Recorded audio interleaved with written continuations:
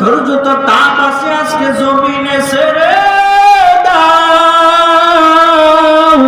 সূর্যের তাপে জমিনটা তামাও, সমস্ত হাসরবাসীর মাথার মগজগুলা হাতের মারের মতো টাস টাস করে ফাটবে। ওই ময়দানে শুধু মুমিনেরা না, নবীরা পর্যন্ত বেহুশ। সেই নবীদের কোনো গুনাহ নাই, ওই নবীরা পর্যন্ত হাসরের ময়দানে বেহুশ হয়ে যাবে। এ যুবক, ও পর্দার অন্তরালের আম্মা জানেরা, এ চুল পাকা দাড়ি পাকা মুরব্বী, মাদ্রাসার তলা বা স্কুল কলেজ ভার্সিটির স্টুডেন্ট বন্ধুগণ, এই জন্য হাসরের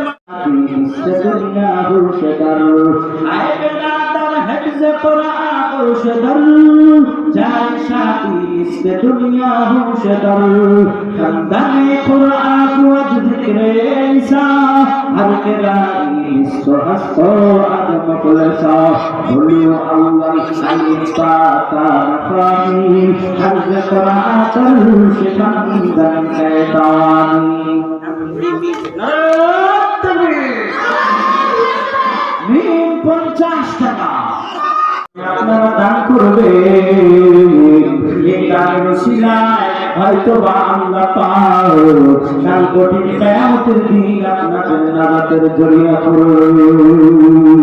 মাও কান্দে, বাপও কান্দে, কবরে তো শুয়া,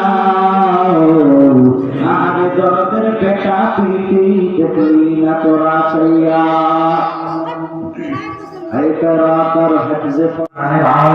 এই সত্তার পাড়া, এই পশ্চিম পাড়া, ভিটা পাড়া, চাঁদপুর, দিয়ার পাড়া, কারিগর পাড়া, সব এলাকার মা বোনেরা, আপনাদের অনেকের বাবা মা দুনিয়া থেকে বিদায় নিয়ে চলে গেছে। আল্লাহ বাবা মা রুহের মাগফিরাত কামনায় যান মুখ খুশি করে দান করবে।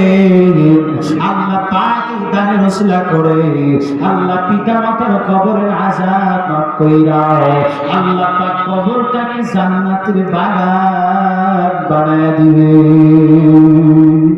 এ সন্তান, এ বাবারা, তোমাদের আব্বা আম্মা কত কষ্ট করে করে লালিত পালিত করেছে।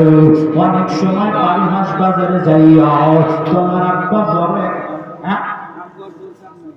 নাম বলার 100 টাকা নাম বলার দরকার নাই, এটাও নাম বলার দরকার নাই। 400 টাকা আল্লাহ কবুল করো, জানালে বরকত দাও, জীবনে হায়াত দারাজ করে দাও আল্লাহ। আত্মীয় স্বজন অন্ধকার কবরে গেলে নাজাতের ব্যবস্থা করো আসলাম তার মায়ের জন্য দরজা মৃত আল্লাহ।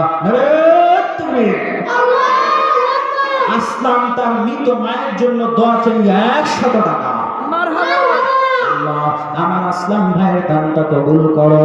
তার মা মারা গিয়েছে, তার রূহের মাগফিরাত কামনায় দান করলো। আল্লাহ তার মায়ের কবরটা জান্নাতের বাগান বানায় দাও।